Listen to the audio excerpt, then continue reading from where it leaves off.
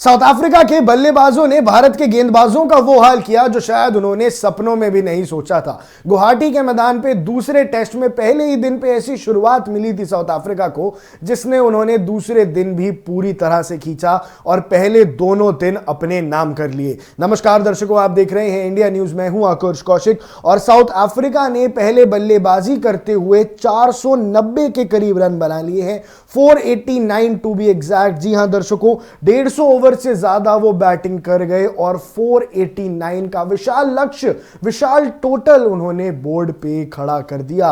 और सबसे ज्यादा रन चुभेंगे मार्को यानसन के, क्योंकि एक गेंदबाज ने आके लोअर ऑर्डर में इस प्रकार से बल्लेबाजी की कि भैया हक्का बक्का रह गया एक एक भारतीय बॉलर। दर्शकों, क्या रहा मैच का लेखा जोखा, आइए आपको समझाता हूं। एडन मार्करम और रायन रिकल्टन ओपनिंग करने आए थे।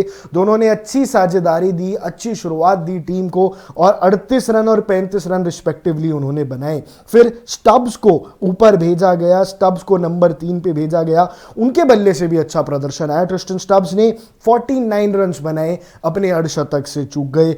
फिर टेम्पा बवूमा बल्लेबाजी करने आए, उन्होंने 41 रन बनाए। टोनी डिजोर्जी आए, उन्होंने 28 रन बनाए और मल्डर आए, उन्होंने 13। यानी इंडिया ने टॉप ऑर्डर को तो फिर भी एक हद तक संभाल लिया था, बहुत ज्यादा रन नहीं बनाने दिए मार्करम, रिकल्टन, स्टब्स और बवूमा को। लेकिन इसके बाद जब सेनुरन मुथुस्वामी आए तो मुथुस्वामी के सामने एक ना चली भारतीय गेंदबाजों की। मुथुस्वामी ने शतक जड़ दिया, 206 गेंदों पे बनाए 109 रन, जहां उन्होंने 10 चौके लगाए और 2 छक्के भी लगाए। लेकिन दर्शकों, मुथुस्वामी की इनिंग्स से ज्यादा परेशान करेगी मार्को यानसन की इनिंग्स। मुथुस्वामी की पार्टनरशिप रही वेरीन के साथ। वेरीन ने 45 रन बनाए 122 गेंदों में, पर मार्को यानसन जब आए तो इंडिया के गेंदबाज खून के आंसू रोए। साउथ अफ्रीका की तरफ से एक टेस्ट पारी में उन्होंने 7 छक्के लगाए और टॉप 5 के रिकॉर्ड में अपना नाम शामिल किया। जी हां दर्शकों, 7 छक्के एक ही पारी में लगाए, ये अपने आप में एक रिकॉर्ड था। इससे पहले ये सिर्फ क्विंटन डिकॉक और एबी डिविलियर्स ने करा था। एबी डिविलियर्स ने 2009 में, क्विंटन डिकॉक ने 2011 में, और अब ये जॉइंट हाईएस्ट हो गए हैं most sixes in a test innings by a South African. और उस लिस्ट में अब मार्को यानसन ने डिविलियर्स और क्विंटन डिकॉक की बराबरी कर ली है और 91 बॉल्स में 93 रन बनाए, 7 बड़े छक्के और 6 चौकों के साथ 100 के स्ट्राइक रेट के ऊपर बैटिंग की और 489 रन बना दिए। इंडिया के गेंदबाजों की खूब पिटाई की और सबसे महंगे साबित हुए नीतीश रेड्डी, जिन्होंने 6 ओवर में 25 रन दिए। इकोनॉमी रेट के हिसाब से मैं महंगे की बात कर रहा हूं।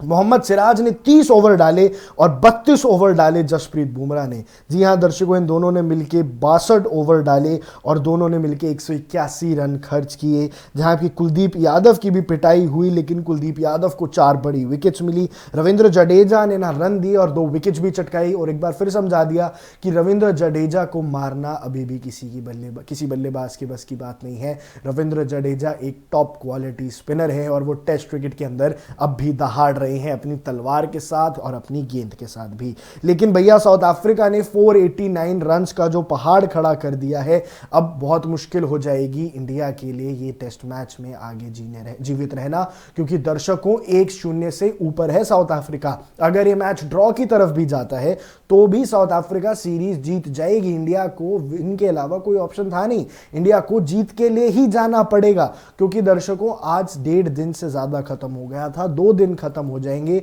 और इंडिया के पास ज्यादा बैटिंग, आज ज्यादा रन बनेंगे नहीं। 2 दिन की समाप्ति पर भी साउथ अफ्रीका के पास एक अपर हैंड है और अब 3 दिन के अंदर हमें पहले खुद बहुत सारे रन बनाने हैं, फिर उन्हें जल्दी आउट भी करना है, फिर उसे चेज भी करना है। तो ये मैच अगर ड्रॉ की तरफ जाता है तो भारत के लिए एक शर्मनाक सीरीज हार हो सकती है, जिससे वो बचना चाहेंगे और कुछ भी करके वो इस टेस्ट मैच को जीतना चाहेंगे, ड्रॉ की तरफ नहीं जाना चाहेंगे। और फिर एक सवाल खड़ा हो जाएगा कि भैया स्पिन विकेट बनाई कोलकाता में तो आप खेल नहीं पाए, गुवाहाटी में बैटिंग विकेट है तो मैच ड्रॉ हो गया, तो क्या आप अपनी टेस्ट क्रिकेट को खत्म कर रहे हैं? क्या इंडिया के अंदर टेस्ट क्रिकेट की जो लोकेशंस हैं, जो वेन्यूज हैं, उन्हें फिक्स कर देना चाहिए कि भैया Bengaluru, Mumbai, Hyderabad, Visakhapatnam, Narendra Modi stadiums, 5-6 stadiums fix हो जाएं, ना कि हर थोड़ी दिनों में बदला जाए स्टेडियम्स को। कभी आप गुवाहाटी में खिलाते हैं, कभी आप छत्तीसगढ़ में खिलाते हैं, रायपुर के स्टेडियम में खिलाते हैं और काफी सारे इंटरनेशनल स्टेडियम्स अब इंडिया के अंदर है। हालांकि ये बात बहुत अच्छी है पर इंटरनेशनल लेवल पे ये क्रिटिसाइज भी की जा सकती है। लेकिन दर्शकों, क्रिकेट से जुड़ी तमाम बड़ी खबरों के लिए आप ऐसे ही बने रहिए इंडिया न्यूज़ के साथ।